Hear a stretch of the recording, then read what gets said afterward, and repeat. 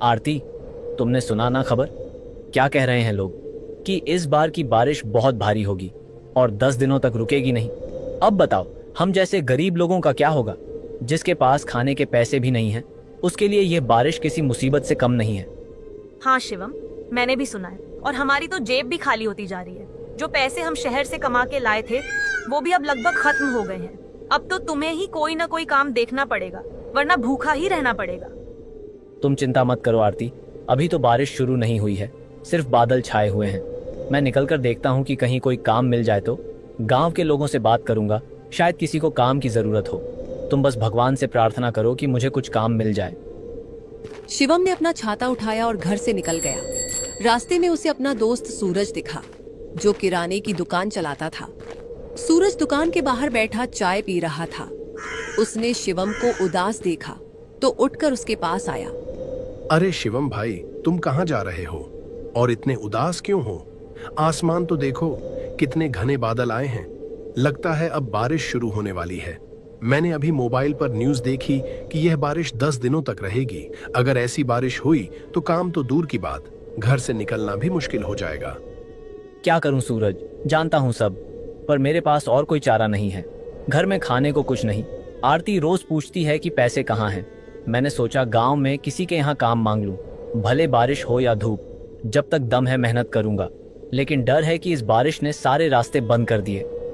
सच कहूं तो भाई, मैं भी परेशान हूं। दुकान पर कोई नहीं आता। बारिश ने सबको घरों में बंद कर दिया।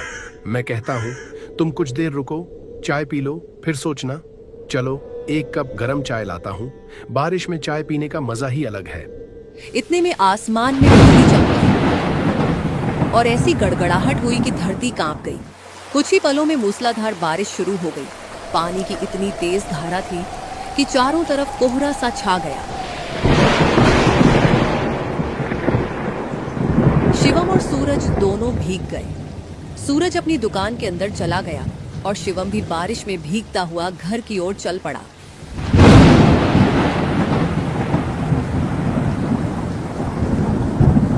अरे शिवम, तुम आ गए। मैं बहुत परेशान हो गई थी, सोचा कहीं बारिश में कुछ हो ना जाए। तुमने देखा कितनी तेज बारिश हो रही है। लगता है पूरा आसमान टूट पड़ा हो। मुझे डर लग रहा है। ऐसी बारिश में बाहर निकलना जानलेवा है। अब जल्दी जाकर कपड़े बदलो, मैं गरम चाय बनाती। हाँ आरती, बारिश तो बहुत तेज हो गई। मैंने नहीं सोचा था इतनी जल्दी आ जाएगी। मैं बस कुछ दूर गया था, लेकिन रास्ते में ही बारिश ने घेर लिया। काम तो दूर की बात है, मैं किसी से बात भी नहीं कर पाया। अब तो बस भगवान ही मालिक हैं, हम कर भी क्या सकते हैं।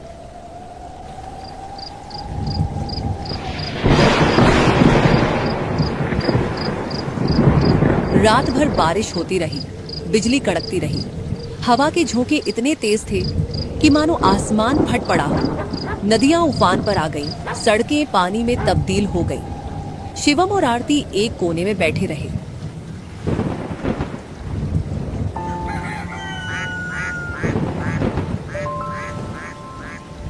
सुबह हुई, लेकिन बारिश बिल्कुल भी काम नहीं हुई।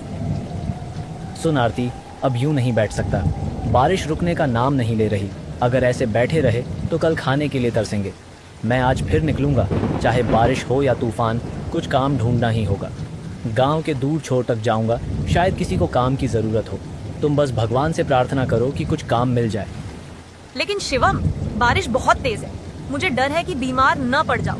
मैं समझती हूँ पैसे नहीं है, पर तुम्हारी सेहत मुझे पैसों से ज्यादा कीमती है। फिर भी अगर जा ही रहे हो तो गरम चाय पी लो, ताकत मिलेगी। बस ध्यान रखना, कीचड़ में फिसलना मत। शिवम अब फिर घर से बाहर निकल आया।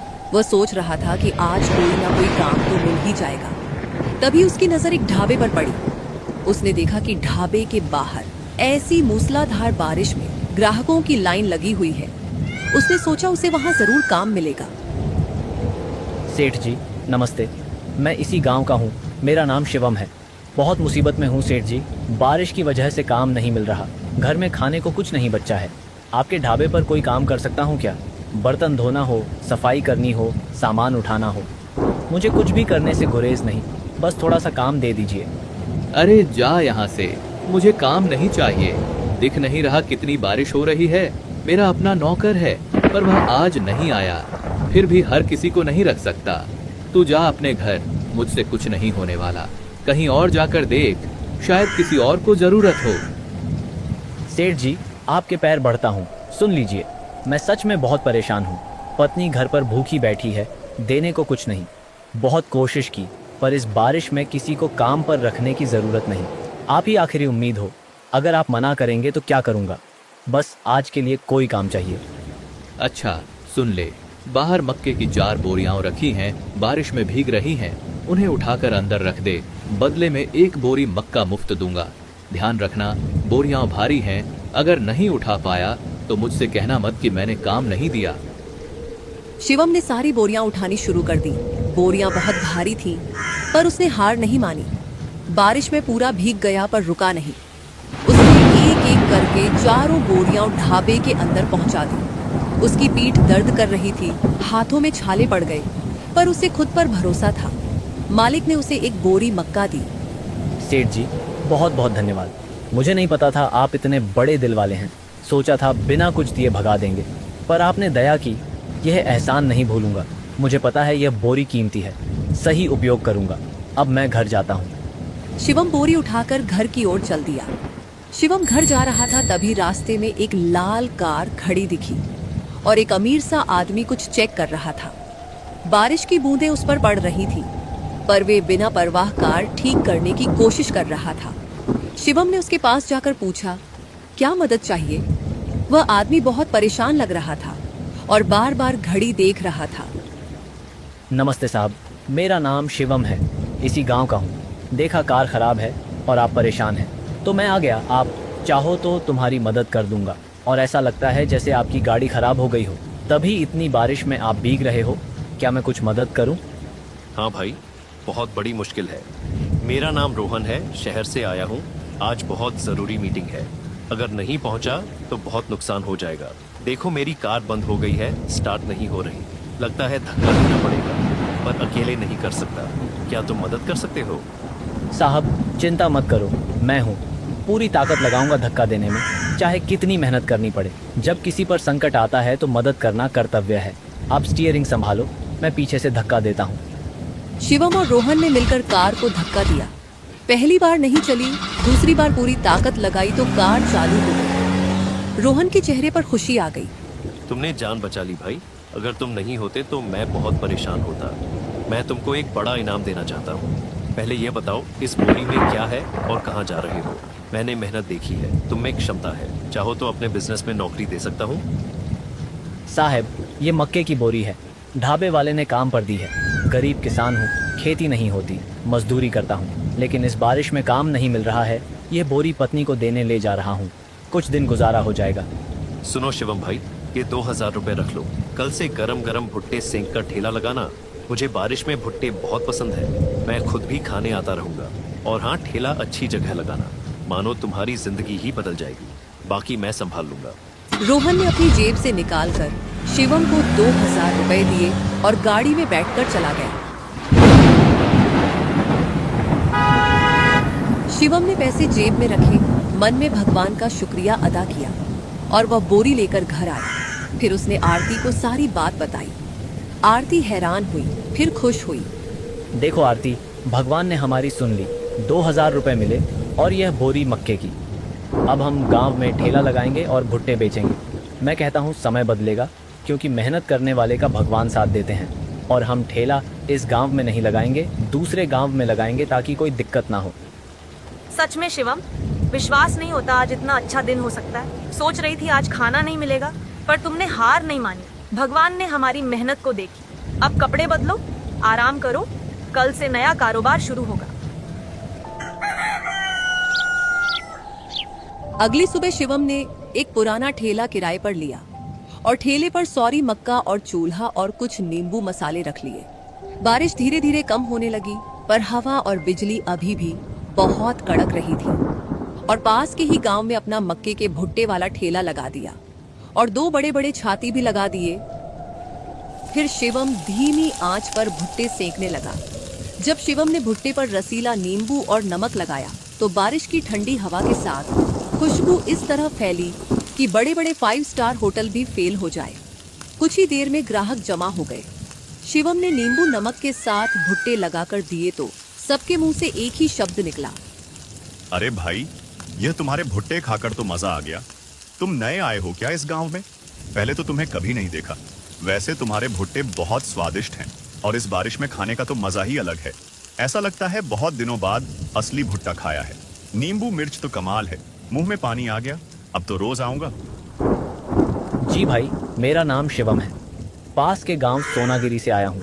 वहाँ बारिश में काम नहीं मिला तो यह छोटा कारोबार शुरू किया है। मुझे खुशी है कि तुम्हें भुट्टे पसंद आए। मैं कोशिश करूँगा आपको इस बारिश के मौसम में रोज़ ताज़े और गर्मा गर्म भुट्टे लाऊं, ताकि आप सब लोग बारिश का मज़ा ले सकें। कोई कमी लगे तो बताना। सच में भाई, बारिश में भुट्टे का मजा अलग होता है। मैंने तो आज तक ऐसा भुट्टा कभी नहीं खाया। और हाँ, बाद में जब घर जाओ तो मेरे कुछ पैसे एडवांस ले लेना। मुझे तो भाई बहुत पसंद आए। कुछ दिनों में शिवम का ठेला मशहूर हो गया। लोग मेहनत और ईमानदारी देखकर आने लगे। अगले दिन भी बारिश बहुत जोर की हो रही थी। फिर भी शिवम ठेला लेकर आया और उसी जगह पर दोबारा अपना ठेला लगा दिया और गरम गरम भुट्टे सीखने लगा। तभी इतने में वहां पर 2 पुलिस वाले आते हैं। शिवम भी उन्हें देखकर थोड़ा घबरा जाता है। वह सोचता है कि आखिर बात क्या है। सुनो भुट्टे वाले, यहाँ ठेला नहीं लगा सकते। ये सरकारी जमीन है और तेरे पास परमिट नहीं है। जल्दी से सामान समेटो और दूसरी जगह लगाओ, वरना ये ठेला जब्त करना पड़ेगा और जुर्माना भी लगेगा। पहली बार है इसीलिए तुझे छोड़ रहे हैं। कल से अगर ठेला लगाया तो सीधा थाने ले जाएंगे। साहब, माफ़ कर दो, मुझे नहीं पता था परमिट चाहिए। गरीब हूँ, अभी कारोबार शुरू ही किया है। हमें अपना पेट पालना है। एक बार दया करो, कल दूसरी जगह ढूंढ लूँगा। बस आज ठेला मत हटाओ। मैं कानून नहीं तोड़ रहा हूँ, सिर्फ इस बारिश की मौसम में घर चला रहा हूँ। तभी दूर से रोहन की लाल कार आती दिखी। अरे क्या हो रहा है? इस गरीब को क्यों परेशान कर रहे हो? पता है यह मेरा दोस्त है। मैंने ही इनका ठेला लगवाया है। परमिट चाहिए तो अभी के अभी इंतजाम कर दूंगा। ये ईमानदार और मेहनती है। और हाँ, तुम कैसे पुलिस वाले हो? बिना सोचे गरीबों को तंग करते हो, जबकि ये दिन रात मेहनत करते हैं। माफ करें सर, हमें नहीं पता था कि आपके जाने पहचाने हैं। हम तो अपना काम कर रहे थे। बिना परमिट ठेला कानून के खिलाफ है। अब आप गारंटी दे रहे हैं तो हमें कोई दिक्कत नहीं है। कल से परेशान नहीं करेंगे। अब हम जाते हैं साहब, कोई बात नहीं। रोहन ने पुलिस वालों को समझा दिया। वे चले गए। सुनो शिवम भाई, अब किसी की परवाह मत करो। मैंने तुम्हारे लिए बाजार में दुकान ले ली। बिना रुकावट काम करना। मैं तुम्हारी मेहनत देखकर बहुत खुशी हूँ। मुझे तुम पर पूरा भरोसा है। बड़े कारोबारी बनोगे। बस ईमानदारी और मेहनत मत छोड़ना। रोहन साहब, आपका क्या कहकर शुक्रिया करूं? आपने सिर्फ पैसे नहीं दिए बल्कि जीने की उम्मीद भी दी है। पहले लगता था जिंदगी काम और भूख में सिमटी रहेगी, पर आपने सिखाया मेहनत बेकार नहीं जाती। वादा करता हूं नाम बदनाम नहीं करूंगा। दुकान सफल बनाऊंगा कि आपको गर्व हो।